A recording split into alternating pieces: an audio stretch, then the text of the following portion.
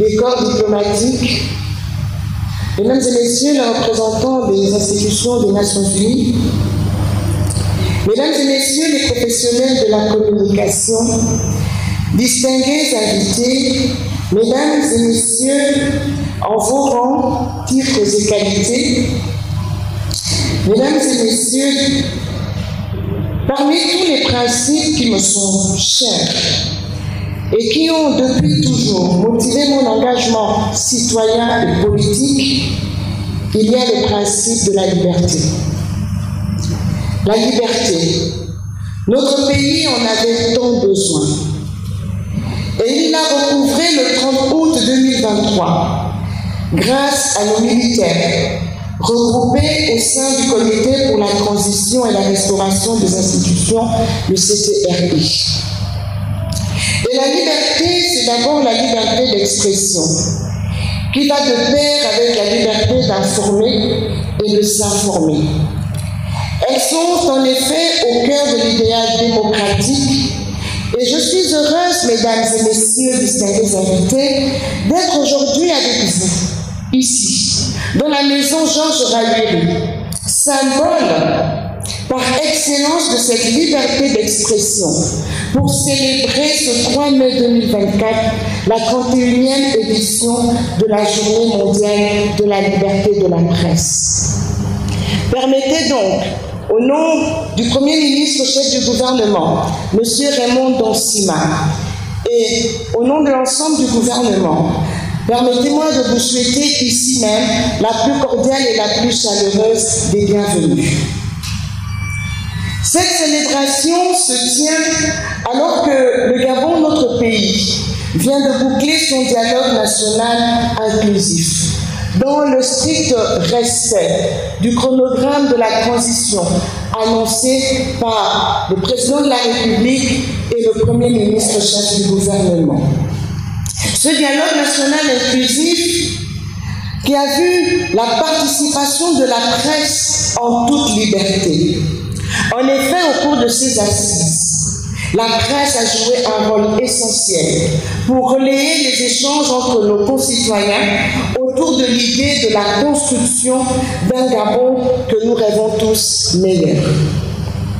La presse est l'un des principaux acteurs de l'inclusion dans un pays. Et tout au long de ce dialogue, la presse gabonaise a su brillamment remplir ce rôle.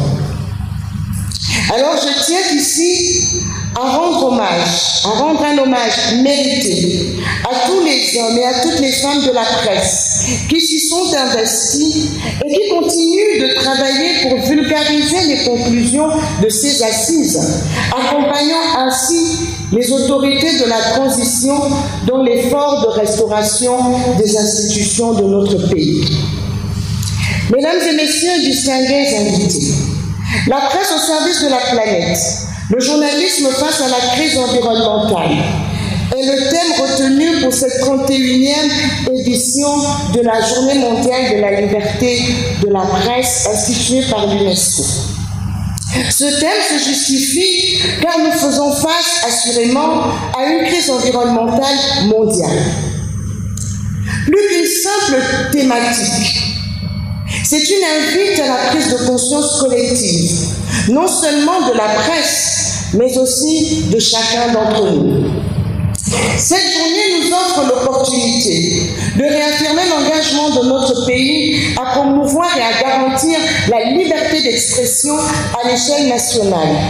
Mais aussi, elle constitue une occasion de réfléchir collectivement à nos défis environnementaux et au rôle que le journalisme peut jouer pour contribuer à protéger notre pays et son riche patrimoine naturel et ainsi préserver notre leadership sur les questions environnementales au sein de la sous-région.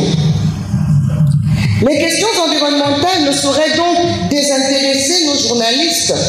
Bien au contraire, ces questions sont centrales, surtout lorsque nous faisons face, par exemple, au conflit homme-faune, problème sur lequel le président de la transition, président de la République, chef de l'État, son Excellence le général de brigade Brice Clotaire Obiling-Nguema, a clairement pris position en faveur de la préférence humaine.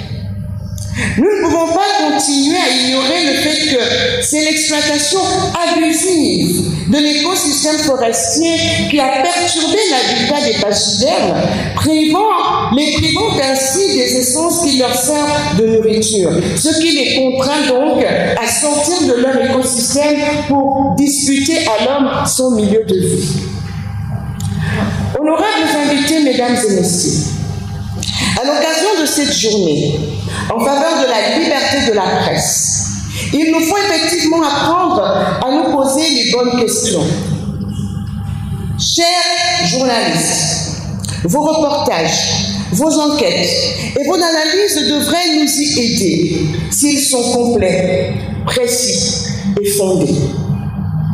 Nous cernerions ainsi mieux les questions des chaînes d'approvisionnement de nos ressources, partant des industries extractives qui induisent très souvent une exploitation illégale, la pollution, le braconnage, le trafic d'animaux, la déforestation abusive qui sont autant de facteurs du changement climatique et de l'épuisement des ressources naturelles.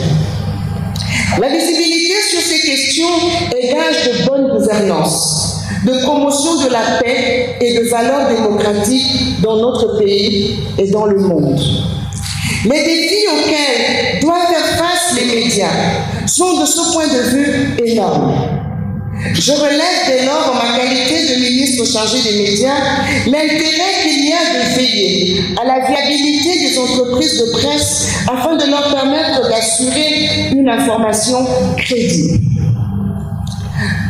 Nous devons nous rappeler que lors de la célébration de la Journée mondiale de la liberté de la presse en 2021, l'UNESCO avait mis en lumière l'impact de la désinformation et de la mésinformation sur les sociétés, tout en reconnaissant que l'information est un bien public.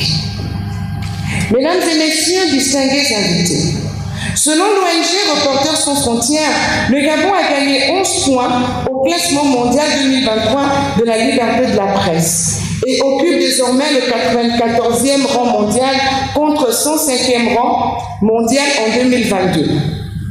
Cette progression est encourageante, mais nous ne saurions nous en satisfaire parce que, comme nous le disons, c'est enfin notre essor vers la félicité. Et il ne s'agit pas là d'un slogan, mais bien d'un programme politique, d'une destination vers laquelle nous allons, parce que c'est ce que le Gabon mérite. Cette progression, quoique encourageante, nous montre qu'il y a encore des efforts à fournir pour que la liberté de la presse soit totalement encadrée et protégée dans notre pays. Consciente des efforts qui restent à fournir, mesdames et messieurs les professionnels de la presse, je veux vous rassurer que vos doléances sont entendues. Je serai votre fidèle interprète auprès des plus hautes autorités de la transition. Je voudrais aussi vous rassurer qu'au ministère de la Communication et des Médias, des réflexions sur la réécriture du Code de la communication et sur l'élaboration du statut particulier des communicateurs sont en cours. Ces réécritures ne se feront certainement pas sans vous. Autrement dit, le Code de la communication et le statut particulier du communicateur seront révisés avant la fin de l'année 2024.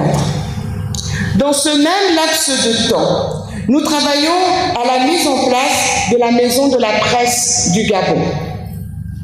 Je voudrais profiter de cette tribune pour évoquer la réhabilitation de la radio panafricaine Africa numéro 1, dont la voix s'est éteinte il y a 8 ans et qui, depuis quelques semaines, à la faveur du dialogue national inclusif, a pu à nouveau émettre en décrochage sur les fréquences de Radio Gabon.